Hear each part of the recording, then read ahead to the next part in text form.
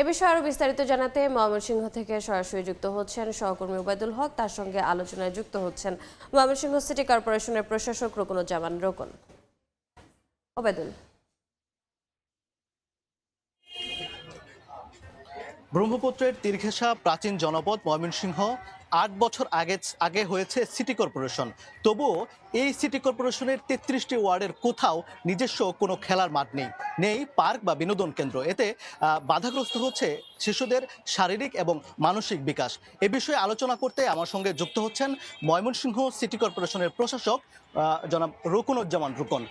আপনি আসলে জানেন যে ময়মনসিংহ সিটি কর্পোরেশন উন্নীত হচ্ছে আরও ৮ বছর আগে। শিশুদের যে হাহাকার মাঠের জন্য সেটি আমরা দেখেছি এবং আমাদের প্রতিবেদনে তুলে ধরেছি। এই বিষয়টিকে আসলে আপনি উপলব্ধি করেছেন কিনা বা আপনি এই বিষয়টি নিয়ে কোনো কিছু ভাবছেন কিনা? কাদের আসলে গাফিলতি ছিল যে এখনো পর্যন্ত এই বিষয়টি সামনে আনা হয়নি? ধন্যবাদ আপনাকে, ধন্যবাদ সময় টিভিকে। আপনি উল্লেখ করেছেন ৮ বছর সিটি কর্পোরেশন হয়েছে। আমি দায়িত্ব পেয়েছি মাননীয় প্রধানমন্ত্রী কর্তৃক আজকে ৫৪ দিন হয়েছে। এই ৫৪ দিন ধরে যা পেয়েছি, ময়মনসিংহ সিটি কর্পোরেশনে কোনো খেলার নিজস্ব মাঠ নেই। আমরা ইতিমধ্যেই মাননীয় প্রধানমন্ত্রী ৪টি মন্ত্রণালয়কে কেন্দ্র করে ক্রীড়া প্রতিমন্ত্রীর নেতৃত্বে একটি আন্তঃমন্ত্রণালয়ের টিম করে দিয়েছেন প্রত্যেক সিটি কর্পোরেশনে এবং প্রত্যেক এলাকায় খেলার মাঠ তৈরির জন্য। সেখানে ১২ জন সিটি কর্পোরেশনের প্রশাসক কিংবা মেয়র সকলেই কমিটির সদস্য আছেন।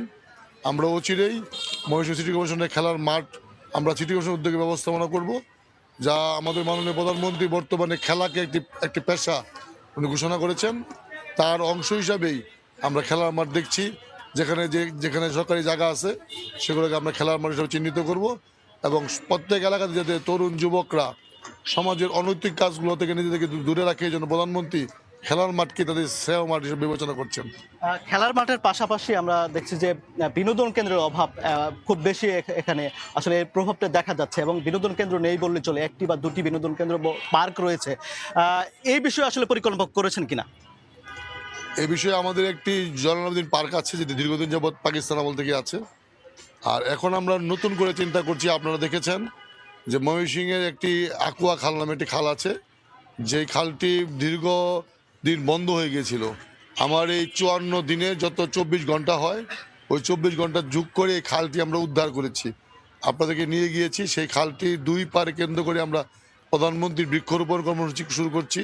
সেখানে আমরা একটা নতুন পার্ক করব। আমরা আরেকটি জায়গাকে ঠিক করেছি, আমরা গুদারা ঘাট থেকে যে সৌম্যগঞ্জে যাওয়ার ব্রহ্মপুত্র নদীর উপর রাস্তা, সেখানে আমরা একটা ব্রহ্মপুত্র ড্রাইভ করতেছি। সেই ব্রহ্মপুত্র ড্রাইভের দুই পারে নদীর পার ঘেঁষে আমরা আরেকটি পার্ক করব। আর মাননীয় প্রধানমন্ত্রীর কাছে আমরা একটি শিশু পার্ক চেয়েছি, ইতিমধ্যেই ডিও দিয়েছি। আমরা আশা রাখি অনতিবিলম্বে শিশু পার্কটি উদ্বোধন হবে, ময়মনসিংহের চিড়িয়াখানা হবে। অসংখ্য ধন্যবাদ আপনাকে। আসলে সাধারণ বাসিন্দারা আসলে এসব পরিকল্পনার বাস্তবায়ন অতি দ্রুত আসলে দেখতে চান। তো এই ছিল আজকের যে আলোচনার সবশেষ খবরাখবর। খেলার মাঠ সংকটের বিষয়টি নিয়ে আলোচনায় যুক্ত ছিলেন সহকর্মী ওবায়দুল হক এবং তার সঙ্গে যুক্ত ছিলেন ময়মনসিংহ সিটি কর্পোরেশনের প্রশাসক রুকনুজ্জামান রোকন।